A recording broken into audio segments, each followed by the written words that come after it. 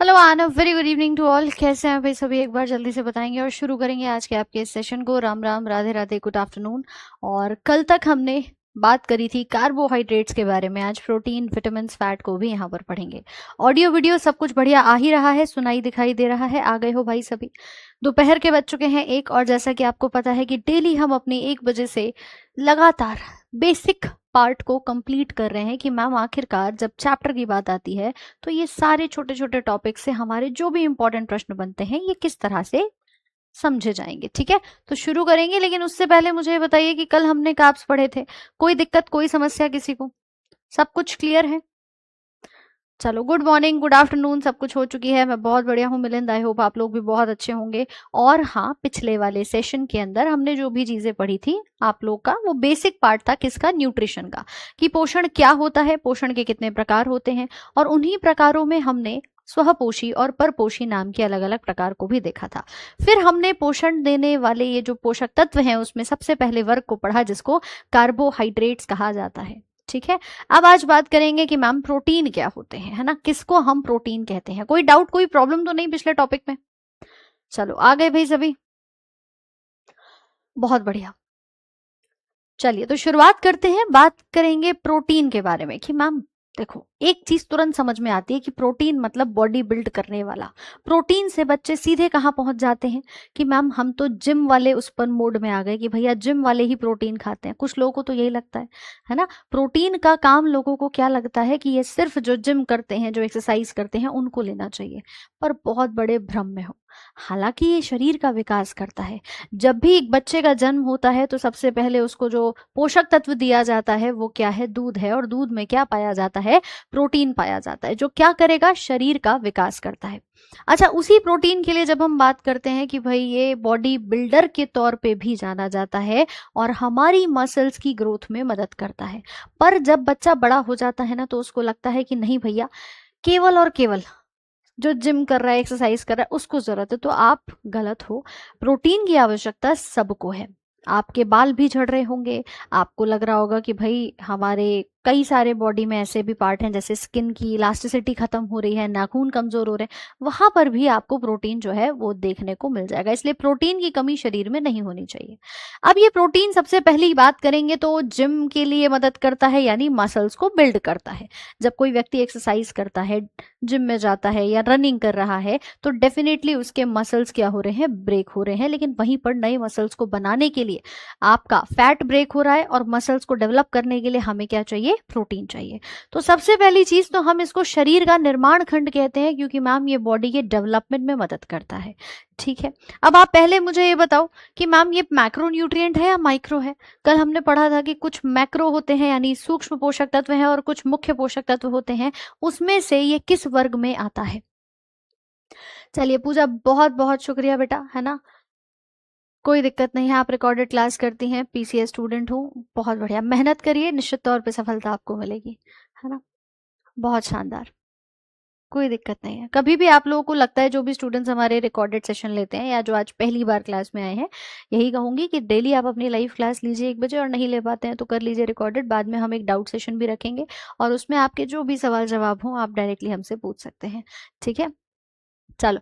सो ये क्या है? एक प्रकार का मैक्रो न्यूट्रिएंट है। क्यों मैम? क्योंकि इसकी आवश्यकता मुझे डेली बेसिस पर चाहिए, और डेफिनेटली ज्यादा मात्रा चाहिए, है ना। कितनी चाहिए? तो मैम ये हमको चाहिए हमारे वजन के अनुसार। कितना? वजन के अनुसार, जो आपके शरीर का वेट है उसके आधार पे। जैसे अगर मैं बात करूं, आपके शरीर का वजन कितना है? 50 किलो है, तो लगभग मुझे 50 gram protein per day required होगा। कम से कम इतना तो मुझे खाना ही है प्रतिदिन। आप एक्सरसाइज कर रहे हो या नहीं कर रहे हो मैटर नहीं करता, पर अगर आप बात करेंगे कि मुझे औसतन कितना, क्योंकि ये मैक्रो है, मुख्य है, इसका अर्थ हुआ कि हमें इसकी आवश्यकता रोज चाहिए। आपको ये कहाँ से मिलेगा मैं उसके सोर्सेस की भी बात करूंगी, लेकिन कितना चाहिए? तो तकरीबन हमारे वजन के अनुसार 50 डेली चाहिए। अब मान लो आप एक्सरसाइज कर रहे हो, आपका वजन 50 किलो है, तो आपको चाहिए 100 ग्राम प्रोटीन डेली। और अगर नहीं कर रहे हो तो 50 ग्राम तो चाहिए ही चाहिए। आपकी थाली में केवल स्टार्च, कार्बोहाइड्रेट, रोटी, अनाज, इनसे काम नहीं चलेगा। चावल खा रहे हो, अनाज है, मतलब आपका चावल में स्टार्च है, कार्बोहाइड्रेट है। सब्जी में आलू आप ले लेते हैं तो उसमें भी मैम कार्ब्स है, रोटी है, अनाज है। ओवरऑल आपकी प्लेट जो होती है ना वो भरी हुई होती है, किससे? कार्ब से। एनर्जी दे रहा है, बहुत बढ़िया, लेकिन वहीं पर एक कटोरी दाल आपने ले ली, आपके लिए वो प्रोटीन का सोर्स बन जाता है। तो एक बैलेंस डाइट जिसको हम कहते हैं। ठीक है, अब आते हैं सबसे पहले कि मैम देखिए मुख्य पोषक तत्व है, इसका रिक्वायरमेंट हमें वजन के अनुसार होता है। शरीर में निर्माण खंड यानी बिल्डिंग ब्लॉक्स कहे जाते हैं। आपातकालीन ऊर्जा दे रहे थे कार्बोहाइड्रेट, और बॉडी को डेवलप कराएंगे हमारे प्रोटीन्स। ये प्रोटीन बने किससे हैं? तो इनकी भी एक छोटी इकाई होती है जिसको अमीनो एसिड कहते हैं। मैं आपसे पूछूं कार्बोहाइड्रेट की छोटी इकाई क्या होती है भाई? कार्बोहाइड्रेट्स की हमने बहुत लंबी लंबी चेन पढ़ी थी जिसको हमने कहा था पॉलीसेकेराइड। उसमें सबसे छोटी इकाई मैंने किसे कहा था? आप कहेंगे मैम ग्लूकोज थी सबसे छोटी इकाई। इसी प्रकार से जो प्रोटीन्स होते हैं ना, ये लंबी लंबी चेन्स होती हैं, और वो किससे मिलकर के बने होते हैं? अमीनो एसिड से। और इसी प्रोटीन का दूसरा नाम क्या है? पॉलीपेप्टाइड की श्रृंखला या पॉलीपेप्टाइड की चेन इसको कहा जाता है। ठीक है, देखिए साइंस का ना दुष्यंत भाई वीओडी बैच नहीं है। हमारी सिलेक्शन व एप्लीकेशन पर पहली ये जो आपकी बैच है साइंस का फाउंडेशन बैच, ये पहला है। तो क्योंकि ये बैच ही पहला है तो भैया इसके बाद इस बैच को हम रिकॉर्डेड वीओडी बना देंगे आपका, लेकिन अभी के लिए कोई और अन्य वीओडी बैच अवेलेबल नहीं है। ठीक है, जो चल रहा है साइंस का वो केवल आपका ये लाइव बैच अभी हमारा पहला बैच इस एप्लीकेशन पर चल रहा है। ठीक है, बाकी टीम से आप कॉल करके जानकारी ले सकते हो, ये सारी बातों के लिए पूछ लिया करो यार वहाँ पे, है ना। कोलेस्ट्रॉल कैसे काम करेगा आगे बात करेंगे जब हम फैट पढ़ेंगे। तो प्रोटीन का दूसरा नाम पॉलीपेप्टाइड है, अमीनो एसिड से बने हैं। लेकिन इन्हीं प्रोटीन में जब आपने कहा अमीनो एसिड, तो मैम अमीनो एसिड के अंदर ना नाइट्रोजन, कार्बन, ऑक्सीजन और हाइड्रोजन 4 चीजें होती हैं। क्या होती हैं? 4 अलग अलग पदार्थ पाए जाते हैं। आपने कहा मैम अमीनो एसिड होता क्या है? देखो आप मुझे बताओ ये क्या है, जल्दी से बताओ भाई। आपने कहा मैम ये कार्बन है ना। ये क्या है? आपने बोला मैम कार्बन है। अब आगे जब हम केमिस्ट्री पढ़ेंगे तो इसके बारे में भी बात करेंगे, लेकिन सुन लो पहले। कार्बन की वैलेंसी यानी कार्बन कितने बॉन्ड बना सकता है? तो आपने कहा मैडम 4 बॉन्ड बना सकता है ना। 4 वैलेंसी है इसकी। अब मैंने इसके चारों बॉन्ड पे लगा क्या दिया? हाइड्रोजन, यानी इसने हाइड्रोजन के साथ बंधन बना लिया, और इस बंधन को हम कहते हैं मीथेन यानी CH4। ये जो आपका एक स्ट्रक्चर बना है, ये क्या बना है? CH4 इसको कहा जाता है, और इसको हम मीथेन का नाम देते हैं। क्यों भाई, जानते हो इसके बारे में? कुछ कहेंगे मैं तो पहली बार साइंस पढ़ रहा हूँ, कोई दिक्कत नहीं है,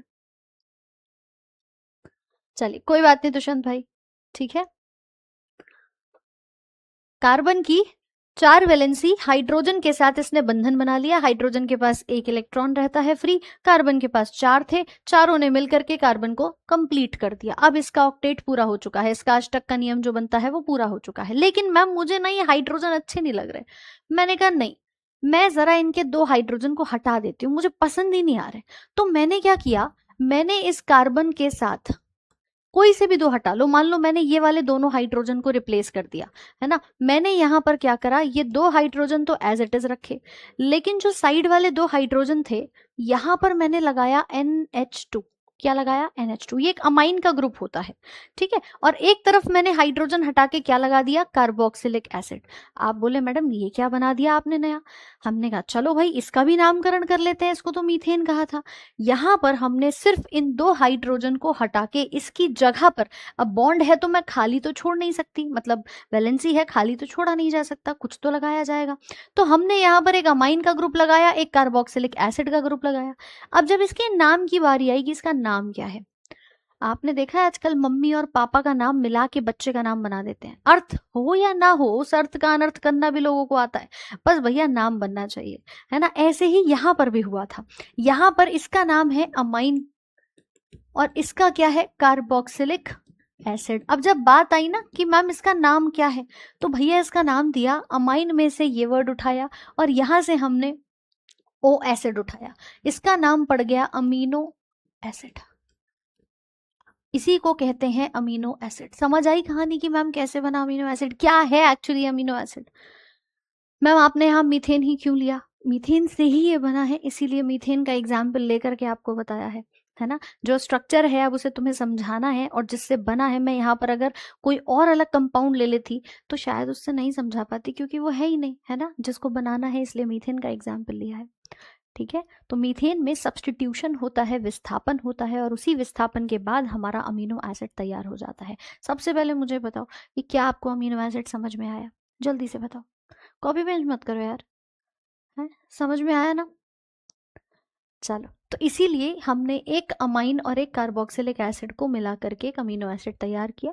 और यही अमीनो एसिड में जब मैं ध्यान से देखूंगी, इसमें मुझे कार्बन दिख रहा है, हाइड्रोजन दिख रहा है, ऑक्सीजन दिख रहा है और नाइट्रोजन दिख रही है। इसके अलावा कुछ दिख रहा है क्या? ये बताओ मुझे, इसके अलावा कुछ दिख रहा है क्या आपको? बायो के बाद फिजिक्स पढ़ाइएगा, ठीक है जी, पढ़ा देंगे। अरे दिख रहा है क्या कुछ? नहीं ना। इसीलिए हम कहते हैं कि जो प्रोटीन होते हैं वो प्रोटीन कहलाते हैं नाइट्रोजनस फूड। क्योंकि याद करो, पिछले जब हमने कार्बोहाइड्रेट की बात करी थी तो वो कार्बोहाइड्रेट में 3 चीजें थी, कार्बन, हाइड्रोजन, ऑक्सीजन। किस रेशियो में थी? तो मैम वहां पर CHO 1:2:1 का रेशियो था जब हमने कार्बोहाइड्रेट्स की बात करी थी। लेकिन वहीं पर जब हम अमीनो अम्ल की बात करेंगे, अभी सब लिखवाऊंगी आगे, तो आपको समझाने के लिए बताया है। जब हम अमीनो अम्ल की बात करते हैं, इसमें ये 4 अलग अलग तत्व पाए जाते हैं जिसमें नाइट्रोजन भी होता है। तो अगर वो पूछे कि नाइट्रोजन युक्त खाद्य पदार्थ कौन सा है, तो आप बताएंगे जी प्रोटीन होता है ना। इसी को हम क्या कहते हैं? नाइट्रोजन युक्त खाद्य पदार्थ। बोलो, बात आ गई समझ में? जल्दी से बताओ मुझे। और इसी अमीनो एसिड की, देखो ये एक स्ट्रक्चर अमीनो एसिड का है, ऐसे ही बहुत सारे जब आपस में जुड़ते हैं तो मिल करके प्रोटीन बनाते हैं। तो एक्चुअली हमारे बॉडी के अंदर यही अमीनो एसिड का खेल है प्रोटीन को बनाने का। आप क्लियर है कॉन्सेप्ट? तो जल्दी से मुझे बता दें, है क्लियर है? चलिए तो आगे देख लेते हैं। यही चीज हमने यहाँ लिखी थी।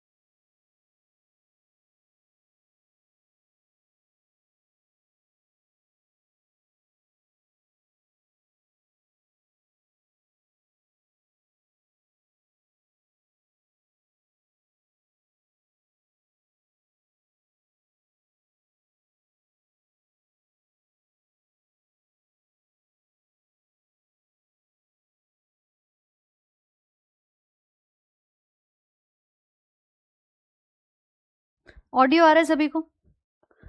आवाज सुनाई दे रही है? कोई दिक्कत तो नहीं? तो हमने क्या कहा कि जब हम बात प्रोटीन की कर रहे हैं तो इसमें बहुत सारी अमीनो एसिड की छोटी छोटी सी यूनिट्स मिलकर के तैयार होती हैं। Everything is clear now? आ जाइए, अब इसके कुछ इंपॉर्टेंट पॉइंट्स के बारे में भी बात कर लेते हैं कि इसकी खोज, इसका सबसे पहली बार वर्णन किसके द्वारा किया गया था, है ना? तो आप नाम बताएंगे, G.J. मोल्डर का। क्वेश्चन आ जाए कि मैम प्रोटीन की पहली बार किसने यहाँ पर डिस्क्राइब किया, किसने यहाँ पर बताया सबसे पहले? तो इनका नाम था। लेकिन प्रोटीन का जो नामकरण है, अब जब हम नाम लिखते हैं ना प्रोटीन, तो ये भी 2 शब्दों से मिलकर के बना है, प्रो प्लस टीन। ये बेसिकली इसका अर्थ होता है होल्डिंग फर्स्ट प्लेस, जिसका सर्वप्रथम स्थान हो। ठीक है, जिसका क्या हो? सर्वप्रथम स्थान हो, यानी जो सबसे फर्स्ट रैंक लेकर बैठा हो वो यही है, सर्वप्रथम स्थान यहाँ पर इसका होता है। ठीक है, तो आप बता सकते हैं कि इसका जो नामकरण है वो जे बर्जीलियस के द्वारा करा गया था ईयर 1838 में। दोनों के नाम याद रखेंगे। बाकी मैम ऑब्वियस सी बात है कि ये बिल्डिंग ब्लॉक्स कहे जाते हैं, निर्माण खंड हैं। धीरे धीरे करके बच्चा भी जब जन्म लेता है तो वो दूध पीता है। क्यों? क्योंकि उसके बॉडी के अंदर यही बिल्डिंग ब्लॉक का काम करता है। उसकी मांसपेशियों का विकास कराएगा, उसके हड्डियों को मजबूती देगा और साथ में उसके बॉडी के डेवलपमेंट में हेल्प करता है। ठीक है, अमीनो एसिड का मेन काम यही है कि वो मिलकर के बहुत सारे अलग अलग प्रकार के आपके प्रोटीन्स को बनाते हैं। ठीक है, बहुत सारे अमीनो एसिड होते हैं, लगभग 20 अमीनो अम्ल पाए जाते हैं। आगे सब कुछ पढ़ेंगे। अगला पॉइंट बता सकते हैं, आपातकाल या ऊर्जा। उपवास के दौरान शरीर को ईंधन या ऊर्जा प्रदान करने का काम करते हैं कि जब आप खाली पेट होते हो। यूजुअली एनर्जी देने का काम किसका है? कार्बोहाइड्रेट्स का है। बोलो भाई हाँ या ना? होता है, कल ही पढ़ा था ma'am. Glucose, lactose, maltose, sucrose, galactose आदि बहुत सारे अलग अलग प्रकार के हमारे अमीनो अम्ल होते हैं, सॉरी कार्ब्स होते हैं। लेकिन वहीं पर जब मान लीजिए शरीर में कार्बोहाइड्रेट नहीं पहुंचा, है ना, फास्टिंग पर है, कोई भूख हड़ताल पर बैठा है, तो क्या होता है, तो भैया कार्ब्स तो मिल नहीं रहे। अब बॉडी के पास जितने कार्ब्स थे बॉडी ने यूटिलाइज कर लिए। तब हमारा जो प्रोटीन है नेक्स्ट नंबर पे, जब हमारे शरीर के सारे कार्ब्स खत्म हो चुके हैं, तब बारी आती है इस प्रोटीन की। और ये प्रोटीन क्या करता है, लिखा है ना, इमरजेंसी सिचुएशंस में। अब वो आपातकाल ही अवस्था है जब आप भूख हड़ताल पे बैठे हो, जब आप खाना नहीं खा रहे हो या किसी को खाना नहीं मिल रहा है, कहते हैं ना कुपोषित हो गया है, कुपोषण है, यानी बॉडी में प्रोटीन नहीं है, बॉडी में कार्ब्स नहीं है। ठीक है, तो इसको हम क्या कहते हैं, फास्टिंग के दौरान ये आपके फ्यूल देने का या एनर्जी देने का काम करते हैं। देन उसके बाद मान लीजिए अब आप फिर भी फास्टिंग पे बैठे हैं, प्रोटीन भी शरीर से खत्म हो चुका है, तब बारी आती है फैट की। फिर ये फैट हमारा क्या होता है, टूटना शुरू होता है, मतलब ढीठ है बिल्कुल, लास्ट में आता है मैम, है ना, लास्ट में आता है जब आप खाली पेट, अभी जैसे आपने देखा ना सोनम वांगचुक जी भूख हड़ताल में बैठे थे, तो क्या हुआ, पहले उनकी बॉडी से कार्ब्स खत्म हुए, फिर प्रोटीन चला गया, फिर फैट बारी आई, तो फैट गए तो साथ साथ में मसल लॉस होने लग गया उनको। यही चीजें कॉन्सिक्वेंटली चलती जाती हैं। ठीक है, चलो लिख लिया इसको। चलिए चलिए अंकित भाई, बुक जब भी आएगी मैं आपको अवेलेबल करा दूंगी, बता दूंगी, ठीक है, कोई दिक्कत नहीं है। अभी के लिए हम अपनी पूरी थ्योरी यहाँ से पढ़ सकते हैं, सवालों के लिए हम आपको पूरी प्रैक्टिस शीट यहाँ दे देंगे, आप कर लेंगे। चलिए नेक्स्ट बात कर लेते हैं कि मैम ये जो प्रोटीन है ये कहे जाते हैं पॉलीमर, जैसा कि हमने अभी कहा, यानी ये बहुलक कहे जाते हैं किसके, अमीनो अम्ल के। और टोटल प्रकृति में 20 अमीनो अम्ल पाए जाते हैं, है ना, कितने पाए जाते हैं, 20 अमीनो एसिड टोटल पाए जाते हैं, जिसमें से कि 10 आवश्यक होते हैं और 10 गैर आवश्यक होते हैं। यानी 10 हमारा शरीर बना लेता है और 10 हमें भोजन के द्वारा मिलते हैं, है ना, दोनों अलग अलग कैटेगरी यहाँ पे देखी जाती है। आपसे ये भी पूछ सकता है कि भैया इनका नाम, या कोई ऐसा नाम दे दे जो कि आते हैं ठीक है, कोई ऐसा नाम दे दे जो कि किस में आते हैं, आपके इसेंशियल में आते हैं, तो वो आपको पहचानना हो सकता है। क्लियर, तो आइए जरा इनके बारे में भी देख लेते हैं। आप देखो 10 आवश्यक और 10 गैर आवश्यक, है ना, बहुत सारे अलग अलग अमीनो एसिड्स हैं। हमसे एग्जाम के अंदर जब हम बात करते हैं तो कई बार डायरेक्ट नाम नहीं पूछता, लेकिन इनडायरेक्टली पूछ लेता है, तो हमें ट्रिक याद रखनी है यहाँ पे। ट्रिक क्या कहती है, देखिए जरा इधर। अच्छा, ये इंग्लिश थोड़ी सी इसकी बिगड़ रही है, अभी जब आपको पीडीएफ मिलेगी मैं उसमें वो भी ठीक करवा दूंगी, है ना, ये कैसे समस्या आ रही है। चलो एक बार देख लो, ये 10 हमारे पास क्या है, इसेंशियल कहे जाते हैं। अच्छा, 10 में से भी मेनली जो होते हैं वो 8 होते हैं। कौन कौन से होते हैं मैम, उसके लिए मैं एक छोटी सी ट्रिक याद रखूंगी। ट्रिक क्या कहती है, IL² T² MPV। ठीक है, IL² T² MPV की मैम ये क्या है, आई से, सबसे पहले वाले आई से आता है आइसोल्यूसिन, ठीक है, फिर आता है ल्यूसिन, फिर आता है लाइसिन, फिर थ्रियोनिन, देन आएगा ट्रिप्टोफैन। ये अलग अलग नाम है, आपको नाम से पहचानने को दे सकता है। देन आएगा मिथायोनिन, ठीक है, फिनाइल एलानिन और वैलिन।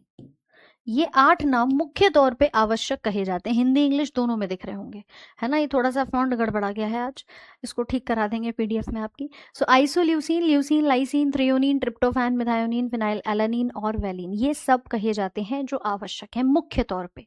ठीक है, इसी की मैंने ट्रिक क्या बनाई, IL², ये टी का स्क्वायर बन गया, 2 टी वाले आते हैं नाम, फिर MPV आ जाता है। क्लियर, अगला जब मैं गैर आवश्यक की बात करती हूँ, यहां पर भी अगर मैं देखूंगी तो पूरे के पूरे 10 नाम मुझे देखने को मिल जाते हैं।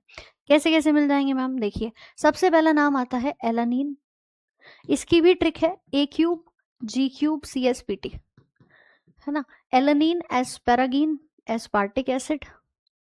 पहले 3 नाम हमारे ए से आए और आपने पहचान लिया भैया ये तीनों क्या है, गैर आवश्यक है। फिर आता है glycine, glutamine, glutamic acid, glycine, glutamine, glutamic acid, और आता है सिस्टीन, सीरीन, प्रोलीन और टायरोसिन। ठीक है, ये 10 नाम हमारे सामने किसके हैं, ये कहे जाते हैं गैर आवश्यक के। बोलो बात समझ में आई कि नहीं, मैम रटने नहीं है नामों को। आप सोचो कि मैंने याद करके जाऊंगा, पूरा नहीं याद करने भाई आपको, पूरे आपको ट्रिक याद रखनी है। जस्ट एक बार पढ़ लेना कि गलती से किसी एग्जाम में नाम आ जाता है। मैंने कहा था ना कि आपका हर एग्जाम को ध्यान में रखते हुए सिलेबस डिजाइन किया है।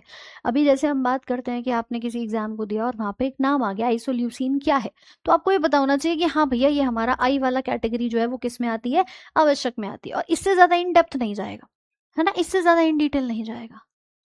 चल, तो इसको हम क्या कहते हैं, A cube G cube C S P T, यानी alanine asparagine aspartic acid A से हो गए 3 ए क्यूब बन गया, ये जी क्यूब बन गया और ये सी एस पी टी आपके बन जाते हैं। ये जो लास्ट में 2 नाम लिखे हैं ना, ये अर्ध आवश्यक के वर्ग में आते हैं, जिसको कहते हैं आर्जिनिन और हिस्टिडीन, है ना। एक नाम यहाँ लिखा हुआ है हिस्टिडीन और एक नाम लिखा है आपका आर्जिनिन। सुना होगा जो जिम करते हैं, अलग अलग सप्लीमेंट्स लेते हैं, वो आर्जिनिन के कैप्सूल लेते हैं, है ना। ये सारी चीजें आपकी करती वही काम है कि मैम प्रोटीन है, प्रोटीन को बनाएगी, अमीनो एसिड्स हैं, काम करेगी, है ना। चलो क्लियर, कोई दिक्कत? ये ट्रिक याद रहेगी कि नहीं ये बताओ। तो अगर ओवरऑल नाम पूछता है तो ये 20 नाम हमारे देखे जाते हैं, 10 आवश्यक है और 10 गैर आवश्यक है। ठीक, कोई दिक्कत किसी को? फटाफट से बता दो मुझे, कोई समस्या? ठीक है।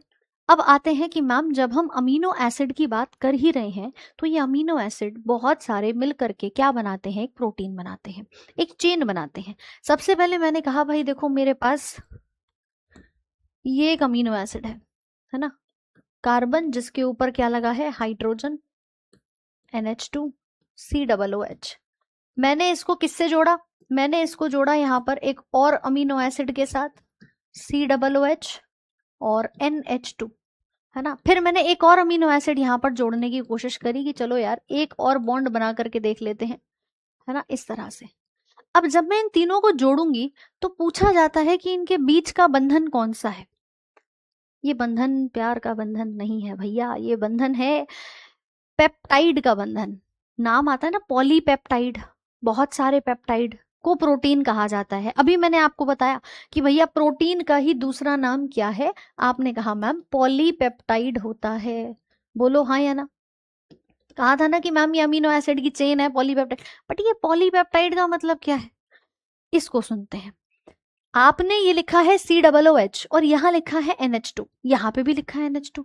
क्या मैं इस NH2 की जगह पर HNH लिख सकती हूँ, हाँ या ना बताओ जल्दी से। क्या मैं इस NH2 की जगह पर HNH लिख सकती हूँ? बेटा समझ के चलना है ना, समझ के चलना है एक एक चीज को। लिख सकते हैं, बिल्कुल लिख सकते हैं मैम। हाइड्रोजन 2 है, आगे पीछे लिख दो, एक साथ लिख दो, एक ही बात है। तो हमने इसको बढ़िया तरीके से यहाँ पर लिखा कि भैया देखो इस NH2 की जगह पर हम क्या लिखेंगे, HNH यहाँ पर लिखेंगे। अब आपने कहा है मैम तो चलो ठीक है भाई, HNH ठीक है। यहाँ पर भी हमने क्या लिख दिया, है तो वही NH2, राइट। अब मैं क्या करूंगी, इधर से OH और इधर से इसका एक हाइड्रोजन पकड़ करके बाहर निकाल दिया। ये क्या बन गया, पानी का एक मॉलिक्यूल बन चुका है। H2O बना है कि नहीं, हाँ या ना बता दो जल्दी से कि हाँ मैम बन गया। और इसी को पकड़ करके मुझे -H2O कर देना है, यानी इसको रिमूव कर देना। इसी प्रकार से यहां से OH उठाया और यहां से H उठाया, माइनस कर दिया, H2O निकाल दिया। अरे कर सकते हैं कि नहीं कर सकते, जल्दी से बताओ। सिंपल था मैम, NH2 को ओपन करके लिखा, कार्बोक्सिलिक एसिड का OH निकाला और अमाइन का मैंने एक हाइड्रोजन ले लिया, मिल करके पानी का मॉलिक्यूल बन गया, उसको मैंने रिमूव कर दिया। अब मेरे पास जो बचा है, पानी तो बाहर निकल गया ना, यहां से भी गया, यहां से भी गया, इवन आगे जितनी भी लंबी चेन होगी सब में से निकल जाएगा, पर जो बचा है वो तो जुड़ेगा और वही पेप्टाइड का बॉन्ड होता है। यानी ये CO इस NH के साथ जुड़ जाता है और ये CONH का जो बॉन्ड है यही कहलाता है पेप्टाइड बॉन्ड। क्या कहलाता है, पेप्टाइड का बंधन। यहां पर भी ये CO किससे जुड़ेगा, NH से जुड़ेगा, तो ये CONH का बॉन्ड क्या कहलाएगा मैम, पेप्टाइड बॉन्ड कहलाता है। क्या इतनी बात समझ में आ गई? हाँ भाई जल्दी से बताओ, आ गई। तो मैम जब ये एक पेप्टाइड, ये दूसरा, आगे बहुत सारे होंगे, बहुलक होगा तो बन गया पॉलीपेप्टाइड। इसी चेन को हम क्या कहते हैं, प्रोटीन की चेन कहते हैं। मैंने 3 का एग्जाम्पल लिया है, इसको आप 30 का भी बना सकते हो, 10 का बना सकते हो, 15 का बना सकते हो, बट बनेगा भाई। 2 वाटर के मॉलिक्यूल्स निकाल दिए, पूरा H2O मॉलिक्यूल बाहर गया, बचा कुचा जोड़ दिया इसी बंधन को। कभी पूछ ले पेप्टाइड का बॉन्ड कौन सा होता है, तो जी CONH का बॉन्ड होता है, हाइड्रोजन बॉन्ड नहीं है, CONH के बॉन्ड होते हैं जो पेप्टाइड के बॉन्ड प्रोटीन्स को बनाते हैं। इसका अगर मैं आपको दिखाऊं तो ये देखो कुछ इस तरह से, है ना, ये एक अमीनो एसिड है, ये COOH गया NH2 के साथ जुड़ा, एक पानी देखो बाहर निकला, ये जुड़ गया, एक पानी इधर से बाहर निकला, ये बचे हुए बंधन CONH के पेप्टाइड बॉन्ड कहे जाते हैं। दिख रहे हैं क्या सबको? हाँ, जो रिमेनिंग हुआ वो जुड़ गया और उसी को हमने क्या कहा, CONH का बॉन्ड कहा। ठीक है, दिख रहा होगा आपको, ये देखो ये पानी बाहर आया, उधर से एक और पानी बाहर आया, और इसी के आधार पे मैंने क्या बना लिया, ये बन गया मैम, ये रहा CONH का बॉन्ड, एक ये बन गया CONH का bond. These are peptide bonds. Is this clear? चमक गई कहानी, है भाई, समझ में आ गई? कोई दिक्कत? अब परेशानी तो नहीं है कि जी प्रोटीन किससे बना, अमीनो एसिड से। अमीनो एसिड क्या है, आपने देखा मीथेन में सब्स्टिट्यूशन हुआ था, और उसके बाद मैम इसे कहते हैं पेप्टाइड। रटना नहीं है, इसीलिए मैं कहती हूँ देखो, रट्टा मारोगे तो फिर कहानी बिगड़ जाएगी। समझ तो आना चाहिए कि आखिर पेप्टाइड का बंधन है क्या, और पॉलीपेप्टाइड इसीलिए पॉली यानी बहुलक बना दिया है। ठीक है, सो ये हमारे पास प्रोटीन्स होते हैं जो इस तरह से कार्य करते हैं। अब बात आती है सोर्स की। दुनिया भर में ढूंढते हो कौन सा प्रोटीन का डब्बा लेकर आऊं, कौन सा पाउडर खाऊं। नहीं खाना है भाई। अगर आप शुद्ध शाकाहारी हैं और नहीं भी हैं तो भी अगर आपको प्रोटीन का सस्ता सोर्स चाहिए, वो 5-6 हजार के डब्बे नहीं खाने हैं मैम। हम नॉर्मली भी अगर हम बात करते हैं तो हमारे पास सोयाबीन में सबसे ज्यादा प्रोटीन पाया जाता है। सबसे ज्यादा मतलब अगर आप शाकाहारी डाइट में बात करते हैं तो नंबर फर्स्ट पे जो डाइट का एक सोर्स आता है प्रोटीन के लिए, वो आता है हमारा सोयाबीन। ठीक है, सिंपल सस्ता, है ना। दूसरा नंबर पे कौन आता है, तो मैम मूंगफली आती है, ग्राउंड नट। बादाम भी खाने की जरूरत नहीं है, मूंगफली जो है इसमें ही भरपूर मात्रा में प्रोटीन मिल जाता है। अब आप उसका पीनट बटर बना के खाओगे तो कोलेस्ट्रॉल भी साथ में आएगा, है ना मैम, थोड़ा सा वहां पर बटर भी आ रहा है। सो पीनट्स जो है वो अच्छा सोर्स कहे जाते हैं। बाकी तो फिर आपको पता ही है, यहाँ पे दूध है, अंडे हैं, मछली है, लेग्यूम्स है यानी दाल है। नॉर्मली अगर आप खा रहे हैं तो आपकी दाल हो गई, है ना, दालें फलियां हो गई, दूध हो गया, इन सभी में आपको प्रोटीन। लेकिन नंबर 1 पे कौन रहेगा, सोयाबीन रहेगा। कौन कौन खाता है सोयाबीन, ये बताओ। मैम मुझे 12th में समझ नहीं आया था, अब समझ आ गया, चलिए बहुत बढ़िया प्रीति, क्लियर है। सो ये सोर्स बहुत सारे हैं। अगर आप डेली बेसिस पर जो हरी मूंग की दाल है वो खा रहे हैं, दूध पी रहे हैं, सोयाबीन खा रहे हैं, मूंगफली खा रहे हैं, नॉर्मली आप कोई भी इनटेक कर रहे हैं, तो भी आपके बॉडी में नॉर्मल प्रोटीन जो है वो यहाँ पर चलता रहेगा। ठीक है, हाँ जी। अब आते हैं, हमारी बॉडी में बहुत सारे प्रकार के अलग अलग प्रोटीन पाए जाते हैं, अलग अलग भाग में अलग अलग प्रोटीन मिलते हैं। ठीक है, होता क्या है मैम, देखो इनमें से कुछ नाम तो कई बार पेपर में आ चुके हैं, जैसे कि अगर मैं बात करती हूँ हमारी मसल के बारे में यानी मांसपेशी के बारे में, ये टेबल हिंदी इंग्लिश दोनों में आपको मिल जाएगी, चिंता मत करना। मांसपेशी के अंदर क्या पाया जाता है, एक्टिन नाम का प्रोटीन पाया जाता है। एक एक्टिन होता है और एक मायोसिन होता है, दो प्रोटीन्स होते हैं जो हमारी मसल के अंदर मिलते हैं। तो अगर गलती से पूछ ले मांसपेशी में कौन सा प्रोटीन है, तो आप बताएंगे एक्टिन है। वहीं पर एक और नाम आपको पूछ सकता है मायोसिन का। ठीक है, मायोसिन। तो एक्टिन और मायोसिन कहाँ पाए जाते हैं, हमारे मांसपेशी में पाए जाते हैं।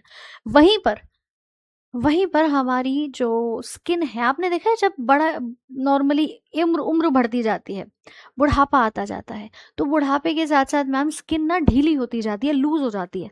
दादी बाबा के अगर कभी आपने ध्यान दिया हो तो जैसे जैसे 70-80-75 साल क्रॉस होते हैं तो मैम उनकी स्किन ना धीरे धीरे करके और ज्यादा इलास्टिक होती जाती है, इलास्टिसिटी खत्म होती जाती है। बल्कि उसका रीजन क्या है, उसका रीजन है कोलेजन की कमी।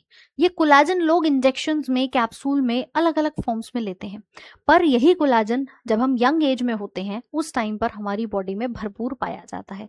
एक प्रकार का प्रोटीन है, स्किन का प्रोटीन है, और स्किन को इलास्टिसिटी जो आपकी प्रदान करता है वो यही कोलेजन करता है। तो कहते हैं ना कि मैम हम प्रोटीन नहीं लेंगे तो क्या होगा, नाखूनों में भी दिक्कत आएगी, बालों में भी आएगी, स्किन पे भी आएगी। समझ गए, समझ गए भाई। केराटिन आएगा, अभी केराटिन की बात करेंगे। ये देखो ये रहा केराटिन, कई बार ये पूछा जाता है। तो ये पाया जाता है हमारे नाखूनों में, हेयर्स, नेल्स, ठीक है, बालों में आपका यही प्रोटीन है। आजकल लड़का हो या लड़की जाकर के पार्लर में 10-10 हजार के मैम ट्रीटमेंट करा लेते हैं, हजारों रुपए खराब कर देते हैं, क्यों कि केराटिन लगवाना है। अरे तुम डाइट में प्रोटीन ऐड कर लोगे तो तुम्हें कोई प्रोटीन के लिए केराटिन नहीं डालना पड़ेगा अलग से, है ना। चने में भी पाया जाता है, राइट।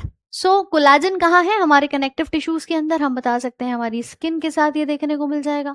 कैसीन प्रोटीन दूध के अंदर मिलता है, दूध का डेयरी प्रोटीन जिसको हम नाम देते हैं कैसीन कहा जाएगा। वहीं पर ब्रेन के अंदर होते हैं एंडोर्फिन्स। आपके एक्स्ट्रा सेल्यूलर टिश्यू जो हमारे सेल्स के बाहर ऊतक बनते हैं बेसिकली, वो इलास्टिन प्रोटीन के साथ होते हैं। रक्त में पूछा जाए, सबसे ज्यादा ये पूछा जाता है भाई, है ना, रक्त में कौन सा प्रोटीन है, तो मैम हमारे आरबीसी के अंदर ग्लोबिन प्रोटीन होता है, हीमोग्लोबिन के अंदर। ग्लोबिन प्रोटीन होता है हीमोग्लोबिन के अंदर। दरअसल ये जो नाम है ना, हीम और ग्लोबिन, दो शब्दों से मिलकर बना है। इसमें हीम वर्ड आता है आयरन के लिए, और ग्लोबिन क्या है, वो एक प्रकार का प्रोटीन होता है। ठीक है, तो ये प्रोटीन हमारे रक्त में, लाल रक्त की कणिकाओं में क्या पाया जाता है, ग्लोबिन के तौर पे होता है। अब आपसे एक सवाल पूछ ले कि भैया एक ऐसा हार्मोन का नाम बता दो जो हार्मोन भी है और प्रोटीन भी है। वहां हमारा इंसुलिन आता है। इंसुलिन हार्मोन है, सभी जानते हो, ब्लड में जो शुगर होती है उसे कम कराता है। ठीक है, इधर देखो भाई ध्यान से कि मैम हमारे पेनक्रियास से, अग्नाशय से इंसुलिन नामक एक हार्मोन बनता है, और यही इंसुलिन हमारे प्रोटीन का भी काम करता है। क्यों? क्योंकि लगभग यही इंसुलिन 51 अमीनो एसिड से बनता है, यानी 51 अमीनो एसिड मिलकर के इसे बनाते हैं। आप बोलोगे कि मैम अमीनो एसिड तो आपने 20 ही बताए थे, फिर ये 51 कहाँ से आ गए? 51 रिपीटिशन, उन्हीं 20 में से आधे रिपीट हो जाते हैं और 51 अमीनो एसिड की एक लंबी चेन बन जाती है, जिसको हम इंसुलिन कहते हैं। ये इंसुलिन रक्त की शर्कराओं को कम करता है, हार्मोन होने के साथ साथ प्रोटीन प्रवृत्ति का होता है। क्लियर है? एक थम्स अप का साइन जल्दी से भेज दो। हाँ जी, कोलाजन किस में होता है? स्किन के अंदर बात करते हैं, है ना, संयोजी ऊतक के तौर पे त्वचा को इलास्टिसिटी देता है, टेंसाइल स्ट्रेंथ यहाँ पर देता है। क्लियर? नेक्स्ट, हमारे रक्त के प्लाज्मा में एंटीबॉडीज इम्यूनोग्लोबुलिन बन जाती हैं। और आपके आंखों के अंदर ये बड़ा कमाल का प्रोटीन होता है ना, कई लोग इसमें कंफ्यूज भी हो जाते हैं। देखो ध्यान रखना, आंखों का एक किस्सा मैं तुम्हें बता देती हूँ। हमारी जो आंखें होती हैं, आंखों के अंदर ऑप्सिन नाम का प्रोटीन पाया जाता है। कौन सा प्रोटीन है? ऑप्सिन प्रोटीन होता है। ये ऑप्सिन प्रोटीन दो वर्णक बनाता है, जिसको कहते हैं रोडोप्सिन। जैसे आंखों के लिए शब्द आता है ना ऑप्थेल्मो, ऐसी ऑप्सिन प्रोटीन याद रखना यहाँ पर पाया जाता है। एक होता है रोडोप्सिन और एक होता है आयोडोप्सिन। आपसे पूछा जाए कि भैया ये रोडोप्सिन क्या काम करता है और आयोडोप्सिन क्या काम करता है, तो देखिए ये दो प्रकार की कोशिकाएं होती हैं हमारे पर्दे पर। हमारा जो रेटिना होता है ना, वहां पर दो प्रकार की कोशिकाएं होती हैं, एक रॉड और एक कोन सेल्स होते हैं। जो रॉड सेल होते हैं उनके अंदर ये प्रोटीन पाया जाता है, जिसको छड़ कोशिका कहते हैं, और जो हमारी कोन सेल्स होती हैं, जिसको शंकु कोशिका कहते हैं, उसमें पाया जाता है आयोडोप्सिन। पर मैम ये करता क्या है? क्या आपने चमगादड़ को देखा है जो सिर्फ रात में निकलता है, दिन में नहीं दिखता? जल्दी से बताओ मुझे। हाँ भाई, देखा है क्या कि मैम चमगादड़ सिर्फ रात में आता है? पता है उसकी एक वजह है। आपको अगर दिखाई ही ना दे दिन में, तो आप बाहर निकल के करोगे क्या? ये केस चमगादड़ का होता है।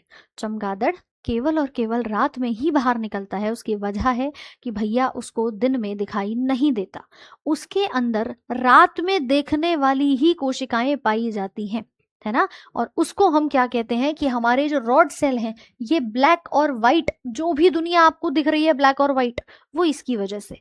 और वहीं पर जो आपको रंग दिखते हैं ना, कलर, वो कलर दिखते हैं हमें आयोडोप्सिन के कारण। इसका अर्थ क्या हुआ कि मैम देखो, हमारे आंखों के अंदर दो प्रकार के सेल होते हैं, एक रॉड सेल और एक कोन सेल। कोन सेल का काम है सारे कलर्स को दिखाना। वो जो रंग अंधापन, कलर ब्लाइंडनेस होता है, वो इसी के कारण भी होता है, एक जेनेटिक डिसऑर्डर कहा जाता है। हमें जो दिखते हैं ना कलर, वो सिर्फ 3 रंग होते हैं, एक रेड, एक ब्लू और एक ग्रीन। कि आप कहोगे मैम बाकी क्या है? बाकी सब इसका मिक्सचर है। ये प्राथमिक रंग है, बाकी सेकेंडरी कलर्स इससे मिलकर के बन जाते हैं, है ना। कितनी एज में कम होने लगता है कोलाजन? ऐसी कोई फिक्स उम्र नहीं है। आपकी डाइट अगर अच्छी होगी तो भैया 80 साल तक भी बढ़िया रहेगा।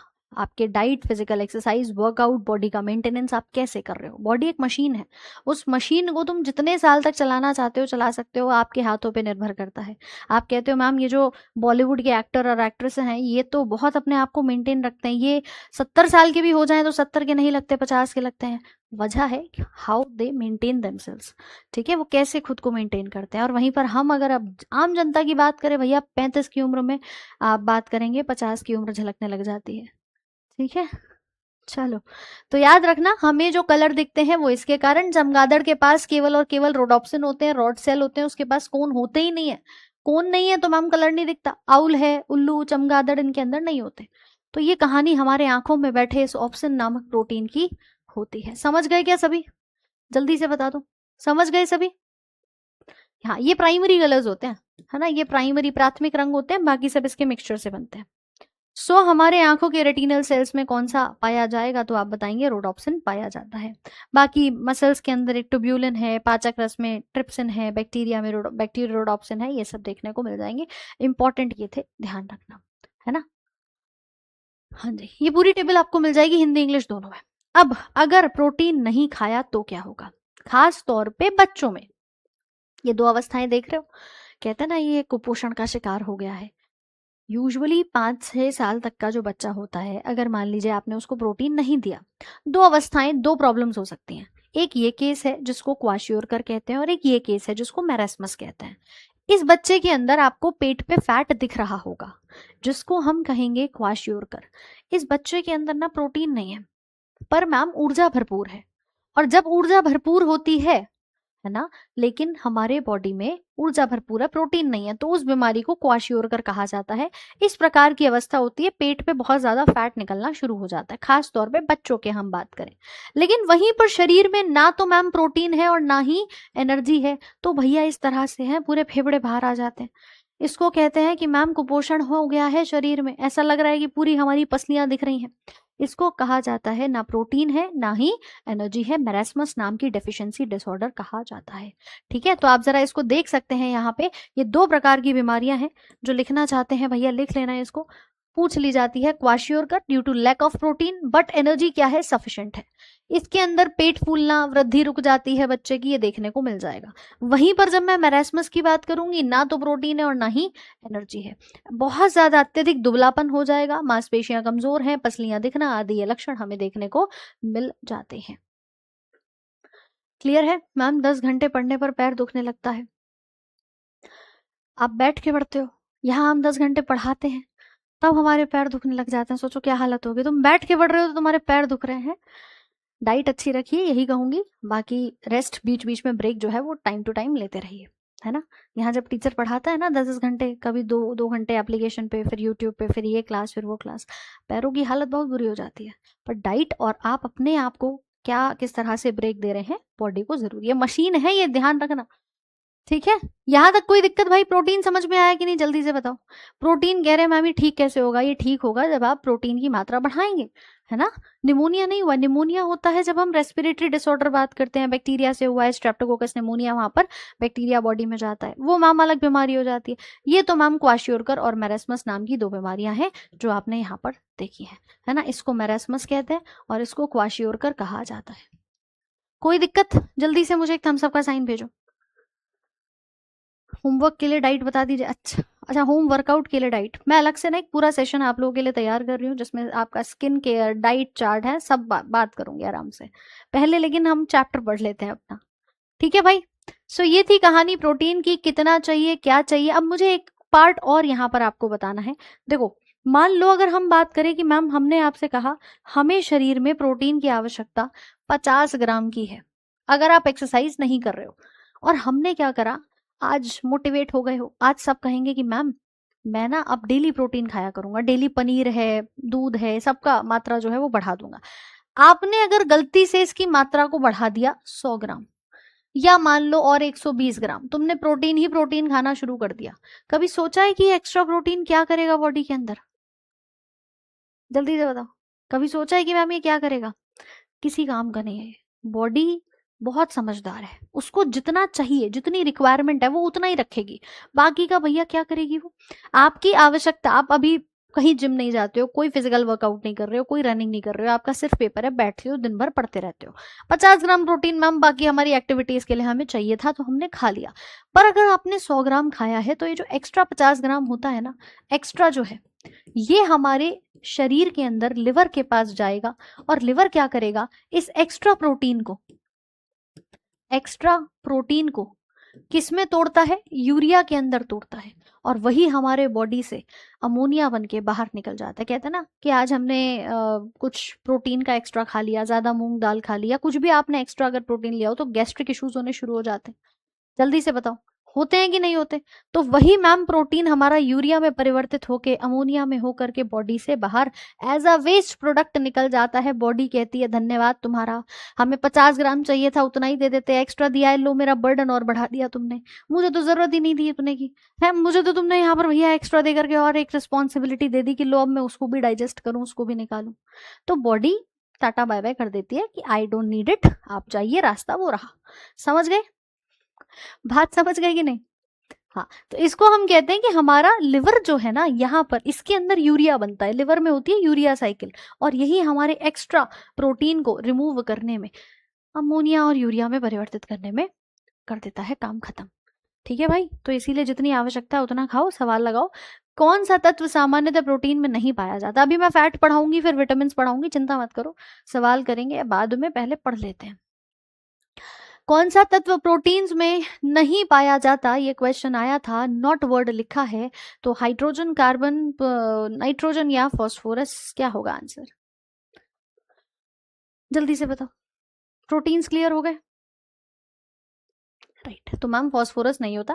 फास्फोरस यूजुअली हमें हड्डियों में मिल जाता है, हमारे बोन्स में होता है, हमारे पास डीएनए के अंदर मिल जाएगा, लेकिन प्रोटीन्स में नहीं है। प्रोटीन्स में ये 3 होते हैं, इसके अलावा ऑक्सीजन भी आता है, और ये 4 मिलकर के हमारे प्रोटीन को, अमीनो एसिड को बनाने का काम करते हैं। करेक्ट है? नेक्स्ट सवाल देखते हैं। अगला सवाल देखिए जरा, है ना, ये देखो भाई, ये अमीनो एसिड्स हैं अलग अलग, इनकी एक चेन बनी, पेप्टाइड के टुकड़े बने, और यही हमारी लंबी प्रोटीन की चेन बना के तैयार कर देते हैं। सो बेसिकली प्रोटीन क्या है? बहुलक है। किसका है? तो आप बताएंगे हमारे इस अमीनो एसिड का है।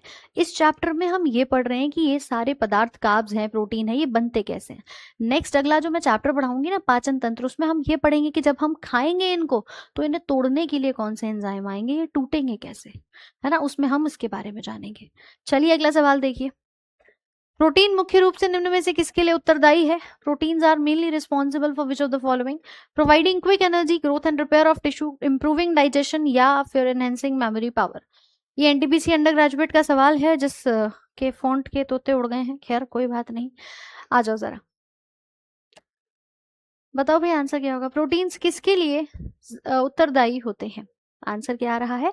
ना तो ये क्षमता बढ़ाते मेमोरी की, ना मैम ये एनर्जी दे रहे, ना पाचन में सुधार कर रहे। इनका मेन काम होता है ऊतक का रिपेयर करना, टिश्यू करना, टिश्यूज की ग्रोथ को बढ़ाना, है ना। ऑप्शन नंबर बी सही हो जाएगा। वैसे जब भी एनर्जी का नाम आता है तो आप कार्बोहाइड्रेट्स को ही जिम्मेदार ठहराएंगे, क्योंकि उन्हीं का काम है मैम, उन्हीं का ये पूरा बैठा हुआ है। फाइबर का काम है पाचन को आपके इंप्रूव करने का। Right, so answer will be option number B. कोई दिक्कत किसी को? हाँ, यूरिया अमोनिया एक नहीं होता, यूरिया का फॉर्मूला होता है NH2CONH2, है ना। ये सबसे पहला ऑर्गेनिक कंपाउंड बना था, और बाद में यही यूरिया परिवर्तित हो जाता है आपके अमोनिया के अंदर, और जो अमोनिया की गैस होती है वो रिलीज होनी शुरू हो जाती है। तो NH3 इज अमोनिया, है ना, वो हम अमोनिया के लिए लिखते हैं, वो अलग है। मानव जो है वो यूरियोटेलिक होते हैं। मानव के अंदर जो प्राथमिक वेस्ट, अपशिष्ट पदार्थ निकलता है नाइट्रोजन युक्त, वो हमारा यूरिया ही होता है। तो मानव का जो वेस्ट है, जो आप कहते हैं यूरिन के अंदर सबसे ज्यादा मात्रा किसकी है, तो भैया लगभग 95% पानी होता है, बाकी 2.5% यूरिया, अमोनिया, ये सब पाए जाते हैं। ठीक है, ये था मैम प्रोटीन। आइए जरा आगे बढ़ते हैं और बात कर लेते हैं वसा के बारे में। आशा करूंगी यहां तक कोई दिक्कत किसी को नहीं होगी, है भाई, कोई दिक्कत तो नहीं है? जल्दी से बताओ, कोई दिक्कत?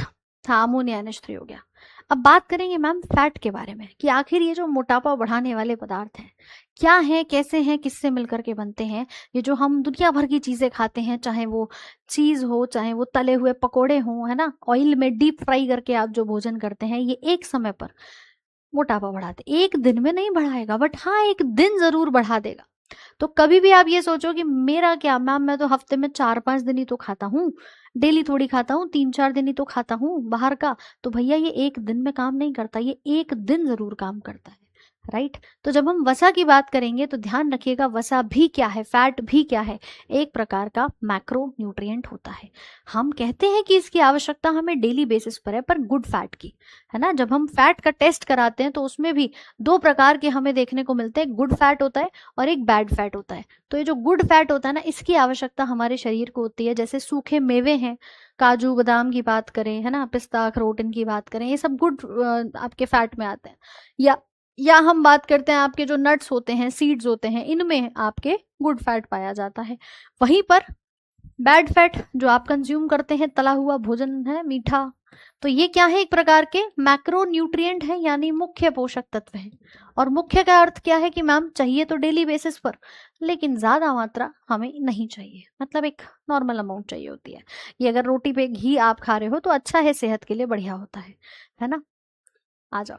सो बेसिकली सवाल ये है कि भैया फैट क्या होता है। फैट वो पोषक तत्व हैं जो आपको एनर्जी देते हैं, पर कार्बोहाइड्रेट से दुगनी, डबल एनर्जी प्रदान करते हैं। ये कार्बोहाइड्रेट की तुलना में दुगनी एनर्जी देते हैं। मैंने आपको कल भी बताया था, जैसे कि अगर हम 1 ग्राम ग्लूकोज की बात करते हैं, है ना, एक सेकेंड, अगर हम बात करते हैं 1 ग्राम ग्लूकोज की, तो 1 ग्राम ग्लूकोज से मुझे कितनी एनर्जी मिलेगी, तो आपको बताया था 4.2 किलो कैलोरी।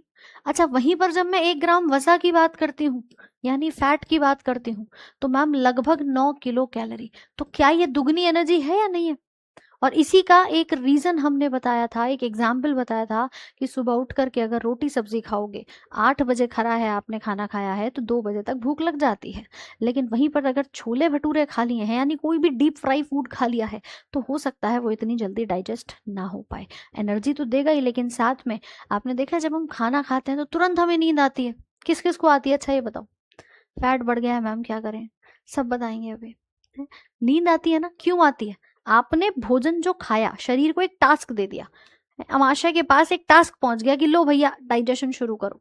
अब बॉडी अपनी सारी एनर्जी इकट्ठी करेगा और उस खाने को पचाने में लगा देगा।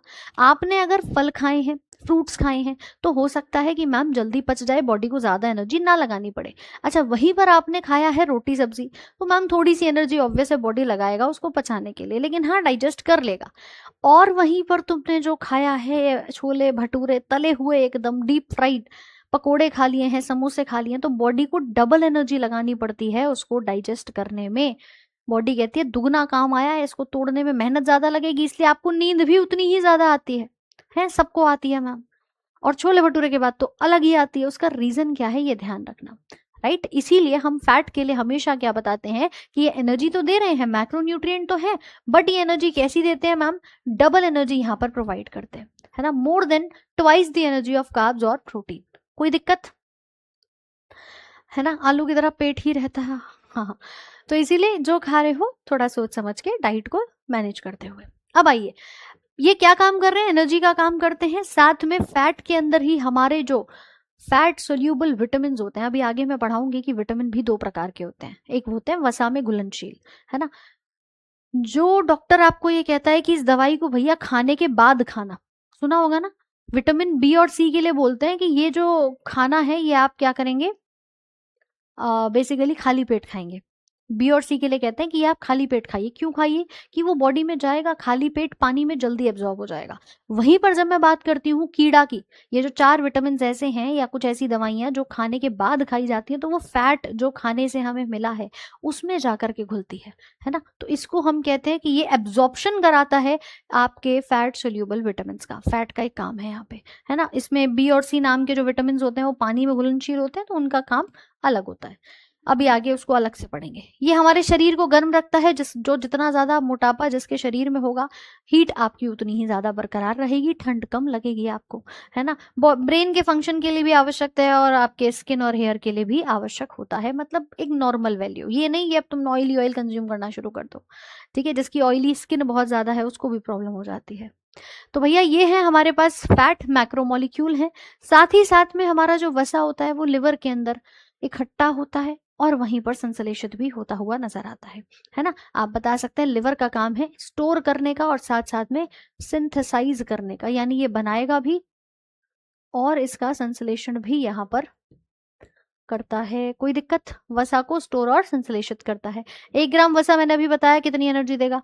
फास्टिंग के टाइम पर जब खाली पेट हो, सुबह से कुछ नहीं खाया है, कार्ब्स चले गए, प्रोटीन चला गया, तो बॉडी हमारी ग्लूकागन रिलीज करती है और ये सबसे पहले जितना भी फैट स्टोर है उसको क्या करेगी, एनर्जी में परिवर्तित कर देती है। स्टोर्ड फैट को ग्लूकोज में परिवर्तित करके ऊर्जा देती है।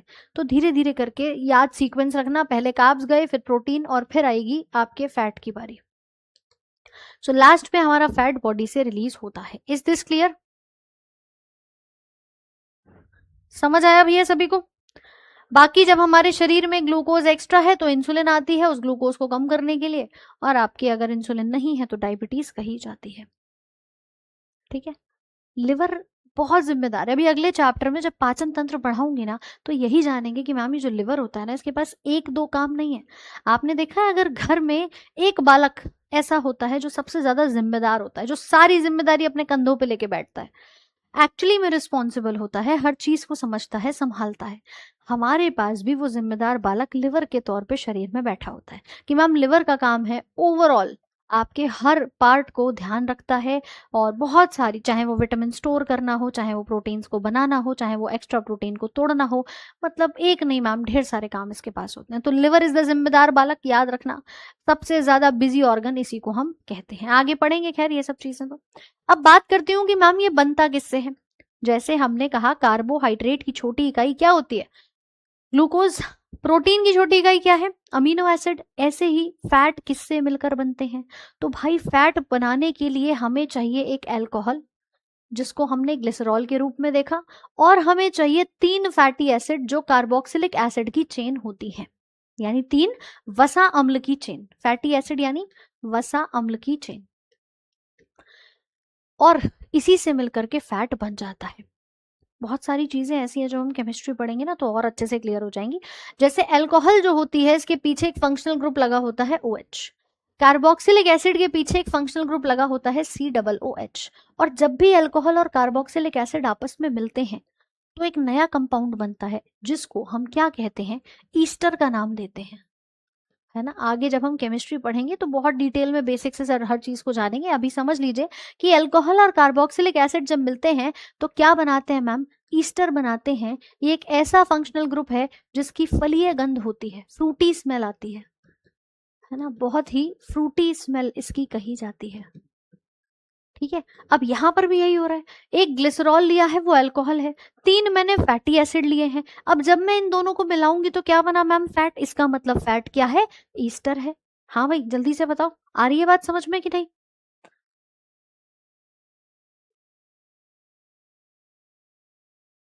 जल्दी जल्दी बताओ मैम। अगर दवा खाने के बाद खाना रहता है, अगर उसे खाली पेट खा ले तो क्या होगा? डॉक्टर कह रहा है तो कुछ सोच समझ के ही कह रहा होगा ना।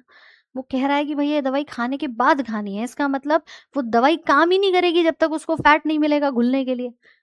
तो इसीलिए अगर वो कह रहा है खाली पेट तो खाली पेट खाओ, अगर वो कह रहा है भरे पेट तो भरे पेट खाओ, है ना। ईस्टर एक प्रकार का, जैसे फैट है, जैसे आपके कार्बोक्सिलिक एसिड है, अल्कोहल है, ऐसा ही एक और हमारे पास फंक्शनल ग्रुप, कार्यात्मक समूह बन जाता है जिसको हम कहते हैं ऑर्गेनिक कंपाउंड है, कार्बनिक पदार्थ जिसको हम कहते हैं ईस्टर। तो फैट को भी क्या कहा जाता है, वसा को भी, कि ये भी एक प्रकार का ईस्टर है। दूसरा, एक ग्लिसरॉल है मैम और 3 फैटी एसिड हैं, तो रेशियो कितना बन गया, 1:3 का बन गया अल्कोहल और कार्बोक्सिलिक एसिड का। यहां पर एक ग्लिसरॉल के लिए और 3 फैटी एसिड के लिए एक नाम हम इसका और देते हैं, ट्राइग्लिसराइड्स। ट्राई वर्ड किसके लिए आया, 3 के लिए, और 3 क्या है, फैटी एसिड। ग्लिसरॉल के लिए ग्लिसराइड लगा दिया तो ये क्या बन गया, ट्राइग्लिसराइड बन जाता है। बोलिए बात समझ में आ रही है कि नहीं, जल्दी से बताओ, फटाफट से बताओ। है भैया, पढ़ेंगे, सब पढ़ेंगे, केमिस्ट्री भी पढ़ेंगे, फिजिक्स भी पढ़ेंगे। क्या है मैम ग्लिसरॉल, ये जो डायग्राम बन रहा है इसको मैं और थोड़ा सिंपल कर देती हूँ ताकि समझ में आ जाए। ये देखिए 3 कार्बन है और तीनों कार्बन पे OH लगा हुआ है, ठीक है, एक ही मॉलिक्यूल है, ये अकेला एक सिंगल स्ट्रक्चर है। 3 फैटी एसिड का मतलब क्या है, मैंने एक चेन ले ली, ये लगा दिया COOH, इस चेन को कहते हैं कार्बोक्सिलिक एसिड की चेन। अभी तक मैम इसमें सिंपल कार्बन थे, अब मैंने जब इसमें एक फंक्शनल ग्रुप लगा दिया तो ये क्या बन गई, कार्बोक्सिलिक एसिड की चेन बन गई। कार्बन की लंबाई कितनी भी हो सकती है, यहाँ मैंने 4 कार्बन लिए, 10 भी हो सकते हैं, 20 भी हो सकते हैं, 50 भी हो सकते हैं, कितनी भी लंबी चेन हो सकती है। ठीक है, इसके बाद ये एक मॉलिक्यूल ले लिया, मतलब एक आपका चेन ले ली, दूसरी भी चेन ले ली और तीसरी भी चेन ले ली, और ये 3 चेन आपस में मिली एक ग्लिसरॉल के साथ, तो 1:3 का रेशियो कहा जाता है अल्कोहल और कार्बोक्सिलिक एसिड का। इसी कारण हम वसा को क्या कहते हैं, ट्राइग्लिसराइड्स भी कहा जाता है। किसी को इस समस्या, इसमें कोई भी समस्या हो तो बताओ। हाँ भैया, किसी को इस पूरे भाग में कोई भी समस्या हो तो बताओ।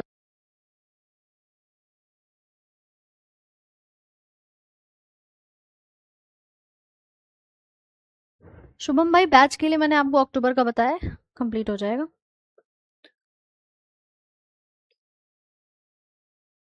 हाँ जी, कोई समस्या आ रहे हैं, सबके कमेंट्स आ रहे हैं भाई।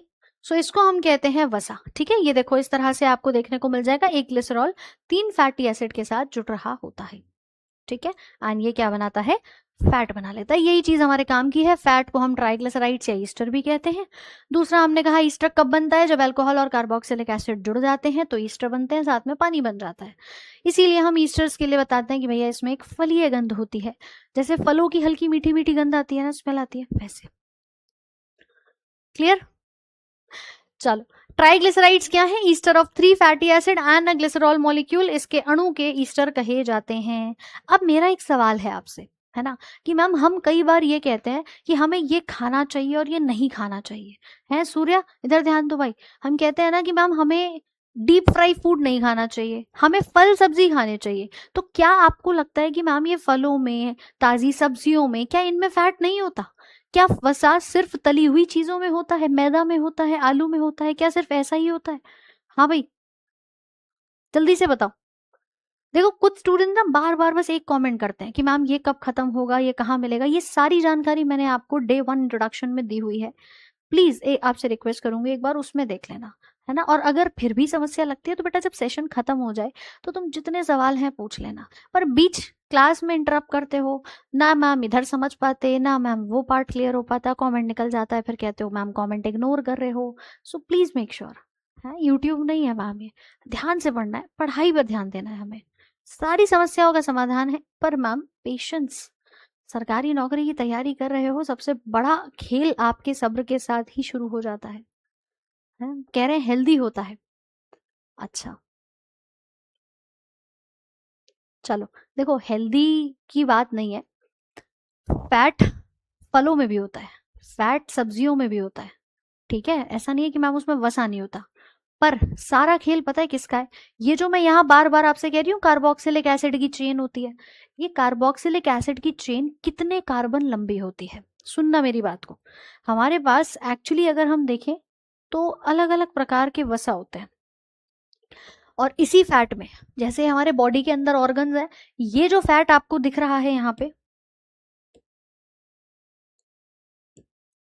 देखो ये जो फैट दिख रहा है मैम, ये हमारा ऑर्गन्स को सपोर्ट कर रहा है, लेकिन इसके बाद ये जो हमारी मसल आई, मसल के ऊपर जितना भी फैट है, ये है ढीट, जो नहीं होना चाहिए, ये नहीं होना चाहिए मैम। ठीक है, अब हमारे पास जब हम फैट की बात करते हैं तो सुनना मेरी बात ध्यान से, कि मैम देखो कार्बन की जो चेन होती है वो कितनी लंबी है, इस बात पर निर्भर करता है।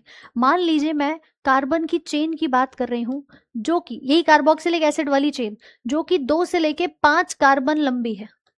ठीक है, यानी उसमें 2 3 4 5 बस इतने कार्बन हैं। तो होगा क्या कि मैम जब छोटी सी चेन होगी तो ये आसानी से हमारी क्या हो जाती है, ब्रेक हो जाती है, और यही चेन पाई जाती है फलों में, वेजिटेबल्स में, जो आप कहते हो फल और सब्जी हैं, ये आसानी से पच जाते हैं। क्यों पच जाते हैं? क्योंकि भैया इसके अंदर 2 से 5 कार्बन तक की चेन है। अब मान लो मैंने इस चेन को बढ़ा दिया, मेरी कार्बन की चेन कितनी हो गई मैम, 6 से लेके 12 कार्बन हो गए। अब बताइए इसको तोड़ने में ज्यादा समय लगेगा या 2 से 5 वाली को तोड़ने में समय ज्यादा लगेगा? आप खुद कहोगे कि मैम 12 कार्बन की चेन को तोड़ने में टाइम ज्यादा लगेगा, और 5 कार्बन है तो आसानी से टूट जाएंगे। तभी तो जब हम फल खाते हैं तो बहुत इजीली क्या होता है, वो पच जाता है और हमें दोबारा तुरंत से भूख लगनी शुरू हो जाती है ना। 6 से 12 कार्बन की चेन जो होती है ये पाई जाती है आपके डेयरी फैट के अंदर, जो दूध पनीर, ठीक है, इन सभी में अगर मैं बात करूं इन सब में आपको लगभग 6 से 12 कार्बन, फैट सब में होता है, लेकिन कार्बन की चेन पर डिपेंड करता है।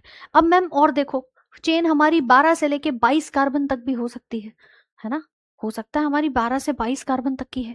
ये वाला पाया जाता है जो हम नॉन वेजिटेरियन डाइट खाते हैं, मछली है, चिकन है, ठीक है, जो भी आप नॉन वेजिटेरियन डाइट खाते हो उसमें लगभग 12 से 22 कार्बन होते हैं।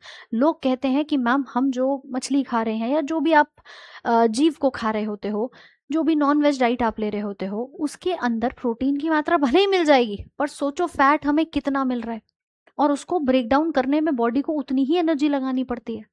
कोलेस्ट्रॉल उतना ही ज्यादा जाता है शरीर के अंदर, फैट की मात्रा उतनी ही ज्यादा है, इसीलिए ये हमारे क्या होते हैं, नुकसानदेह होते हैं। और जो आप डीप फ्राई फूड खाते हो, ढूंढ रहे हो ना मैम हमारे वाला आइटम कहाँ है, जो हम समोसे खाते हैं, जो हम तले हुए पकोड़े खाते हैं, भैया उसमें 22 से ज्यादा, मैं कहूंगी more than 22 carbon chain, carbon atom की चेन होती है। 22 से ज्यादा कार्बन की चेन हमें मिलती है किसमें, जब हम किसी भी भोजन को डीप फ्राई कर देते हैं, तला हुआ भोजन। या मैं आपसे बात करूं जो आप केक पेस्ट्री खाते हो, या फिर हम बात करें जो आप मीठा खाते हो, शुगर खाते हो, इसमें कितनी लंबी चेन है। अब मुझे बताओ कि मैम फैट ये बढ़ाएगा या फैट वो बढ़ाएगा, जल्दी से खुद सोच के बताओ। पहला वाला केस जिसमें 2 से 5 कार्बन है, या ये चौथा वाला केस जिसके अंदर 22 से ज्यादा कार्बन है। भाई शरीर को भी डबल काम करना पड़ रहा है, और मैम इतनी लंबी चेन है, आसानी से तो टूटेगी नहीं, जाके बॉडी में फिट हो जाती है, एक ना एक टाइम पर आकर नुकसान करती है। ठीक है, समझ गए? चलिए बहुत बढ़िया। इसीलिए कहते हैं कि जो आप भोजन कर रहे हैं उस भोजन में कार्बन की चेन कितनी लंबी है, उस पर निर्भर करता है कि आपका भोजन हेल्दी है या अनहेल्दी है। Is this clear? अब बताओ समझ में आया कि नहीं? ठीक है, इसी को हम वर्ग बना देते हैं कि देखिए हमने फूड को बनाया सैचुरेटेड फैट, अनसैचुरेटेड फैट और ट्रांस फैट। 3 तरह के नाम हमने यहाँ पर अपने वसा के लिए दिए हैं कि या तो फैट क्या होगा, संतृप्त होता है, असंतृप्त होता है, या कहा जाता है ट्रांस फैट। आप सबसे हेल्दी जिसे मानते हैं वो है हमारा अनसैचुरेटेड। एडवर्टाइजमेंट आते हैं पूफा मूफा, है ना, इस तेल में पूफा है मूफा है, क्या है ये मूफा पूफा है, कौन से फूफा है भैया ये? तो ये होते हैं हमारे अनसैचुरेटेड फैट, जिसके एग्जाम्पल में आता है मोनो अनसैचुरेटेड या पॉली अनसैचुरेटेड। इसको कहते हैं मोनो अनसैचुरेटेड फैटी एसिड मूफा, और ये है पॉली अनसैचुरेटेड फैटी एसिड पूफा। क्या मतलब है इसका? ये बेसिकली क्या होते हैं, रूम टेम्परेचर पे लिक्विड होते हैं। अब चलो एक देसी एग्जाम्पल समझते हैं। मैम पूरी लाइट होती है और उसको डीप फ्राई करते हैं, ये देखो इन्हें पूरी लाइट याद आ रही है अभी, है डीप फ्राई कर रहे हो तो वो क्या होगी, ऑब्वियसली मैम लाइट तो हुई नहीं, तेल तो उस पर लग गया, है ना। होता क्या है मैं आपको बताती हूँ। आपने देखा होगा जैसे ठंड के समय पर बात करें या नॉर्मल भी अगर हम बात करते हैं, आप अगर सरसों का तेल लेते हैं, सरसों का तेल जो होता है वो रूम टेम्परेचर पे लिक्विड होता है, कभी जमता तो नहीं है, किसी ने जमा हुआ तो नहीं देखा कि घर में मैम हमारा सरसों का तेल जम चुका है, नहीं ना। आपके अगर वो लिक्विड है तो आप जो डेफिनेटली बर्तन उसके साफ हैं, आप उसका सेवन करेंगे तो उतना ज्यादा नुकसान नहीं देगा। वहीं पर कोई डालडा रिफाइंड खा रहा है या कोई ऐसा तेल खा रहे हो जो बार बार रीयूज हो रहा है, रीहीट हो रहा है। ये बात सही है कि जब आप बाहर जाते हैं वो जो काला बिल्कुल इंजन ऑयल की तरह जो तेल में समोसे तलते हुए देखते हो, वो बार बार रीहीट होने की वजह से कार्सिनोजेनिक कंपाउंड्स बना लेता है, यानी कैंसर कराने वाले उसमें कई सारे कंपाउंड्स बनने शुरू हो जाते हैं। इसीलिए तेल को बार बार हीट कहते हैं, नहीं करना चाहिए। 1-2 बार हो गया चलो समझ में आता है, वहां तो भैया इंजन ऑयल जैसा हो रखा है काला, है ना। तो इसीलिए ध्यान रखना कि आपके पास कुछ ऐसे भी होता है, यहीं पर मैं रिफाइंड डालडा की बात करूं, जम जाता है मैम, देसी घी ठंड में जम जाता है ना। आपके वो फैट जो लिक्विड है रूम टेम्परेचर पे, जैसे ऑलिव ऑयल है, आपका कैनोला ऑयल है, पीनट मूंगफली के तेल की बात करते हैं, हेल्दी होता है, सूरजमुखी का तेल हेल्दी होता है, आप बात कर सकते हैं आपके वॉलनट है, अखरोट का है, या सरसों का तेल है, ये हेल्दी माने जाते हैं, जमते नहीं है। यहाँ नहीं जम रहे तो मैम बॉडी में तो क्या ही जमेंगे, है ना। साथ में हेल्दी होते हैं हार्ट के लिए, उसी के 2 वर्ग होते हैं इनकी। जब हम चेन देखते हैं तो इनके अंदर कहीं ना कहीं डबल बॉन्ड या ट्रिपल बॉन्ड पाया जाता है, लेकिन सैचुरेटेड सॉलिड होते हैं। जैसे बटर की बात करूं, चीज है, घी है, ठीक है, दूध है, नारियल का तेल है, ये आपकी सिंगल बॉन्ड वाली चेन होती है, और मेनली एनिमल सोर्सेज से मिलता है। है ना, जो मेनली हमें जंतु के अलग अलग स्रोत से मिलता है वो सैचुरेटेड होता है। तो सैचुरेटेड भी इतना हेल्दी नहीं होता जितना हमारा अनसैचुरेटेड वाला। ये बेस्ट ऑप्शन माना जाता है कि जो भी आप खा रहे हैं।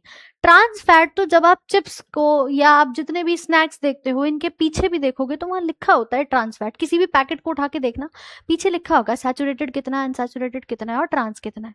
ये ट्रांस सबसे ज्यादा खतरनाक है, बिल्कुल भी नहीं, है ना। कैसे कि मैम ये हमारे सबसे ज्यादा हार्मफुल होता है हार्ट हेल्थ के लिए, चाहे वो स्नैक्स हो, पेस्ट्री हो, चिप्स के पैकेट हो, ये सारी चीजें आपकी बैड कोलेस्ट्रॉल को बढ़ाती है, और बैड कोलेस्ट्रॉल बढ़ेगा तो हार्ट के लिए सबसे ज्यादा दिक्कत होती है।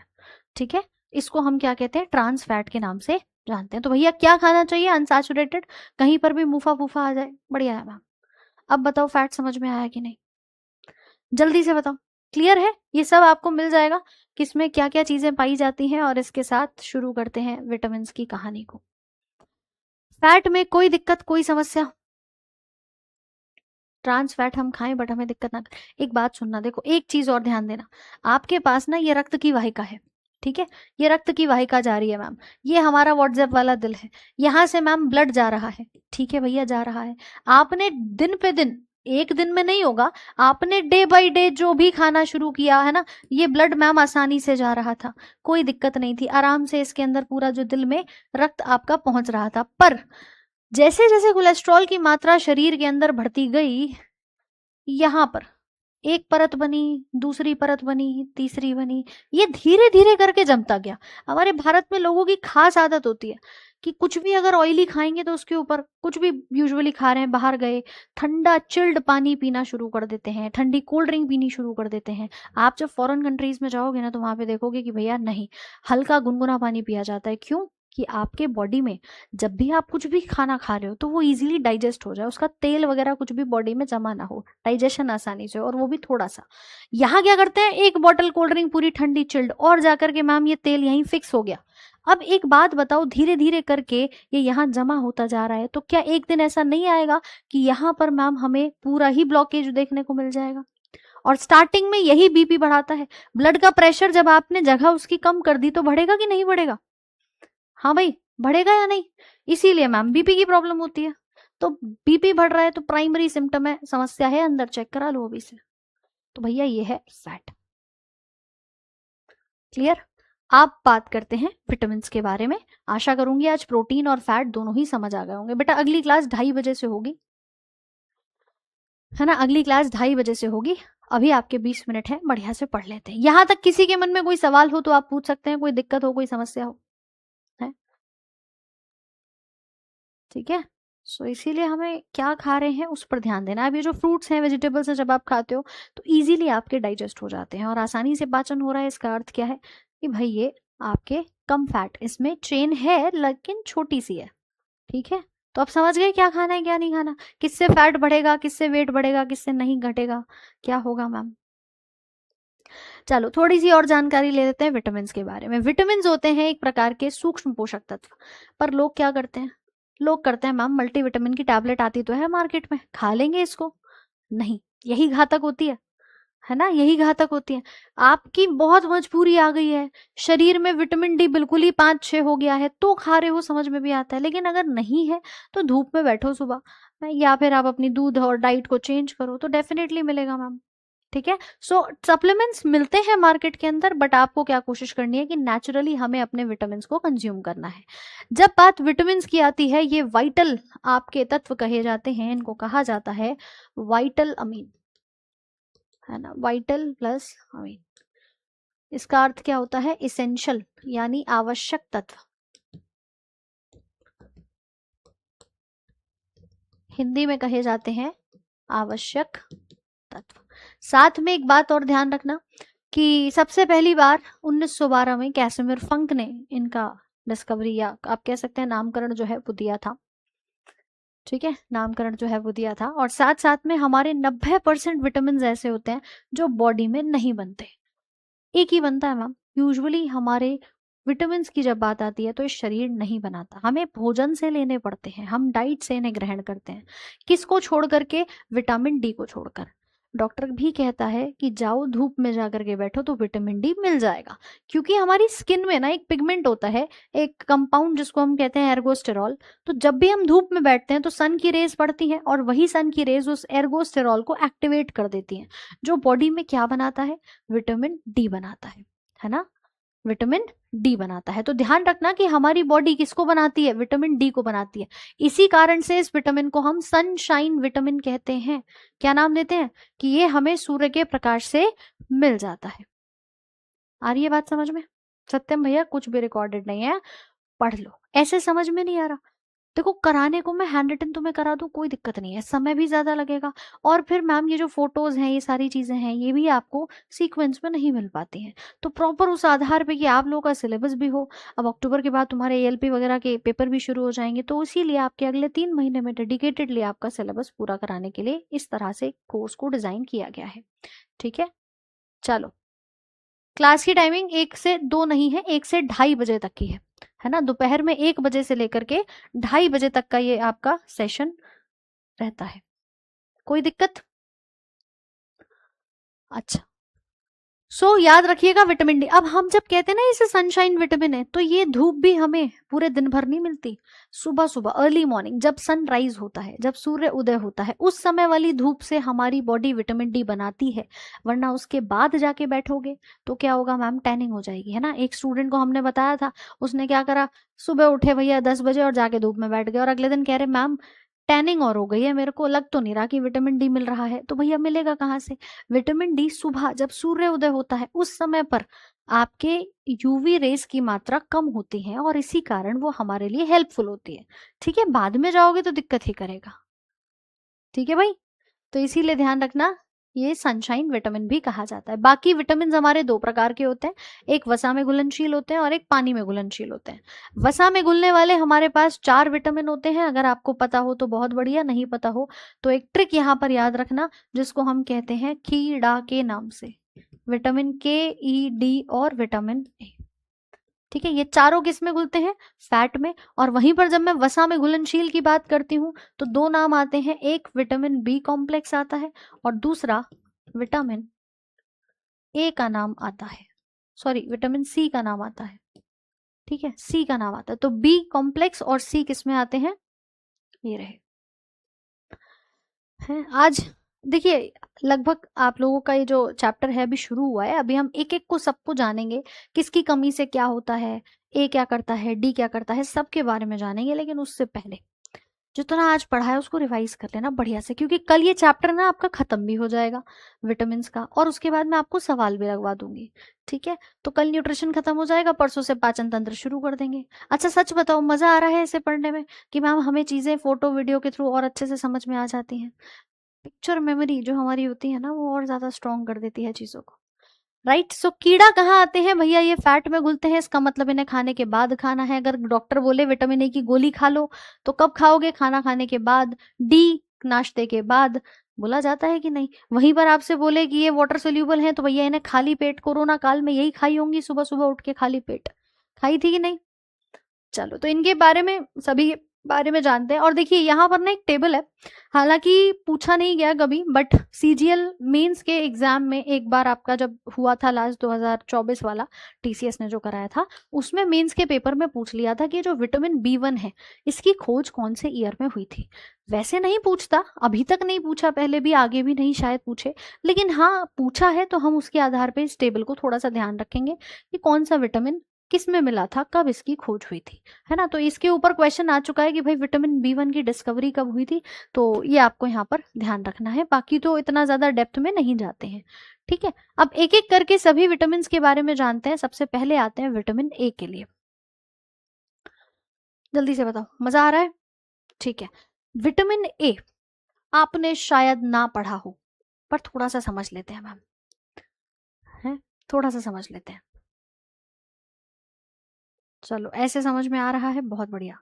एएलपी, टेक्नीशियन, जेई तीनों के पेपर लगभग आपके अक्टूबर के बाद होंगे, उससे पहले नहीं हो सकते, है ना। टेक्नीशियन तो अभी कल ही लास्ट डेट थी, तो कम से कम मान लो अगस्त और सितंबर तो जाएगा, है ना।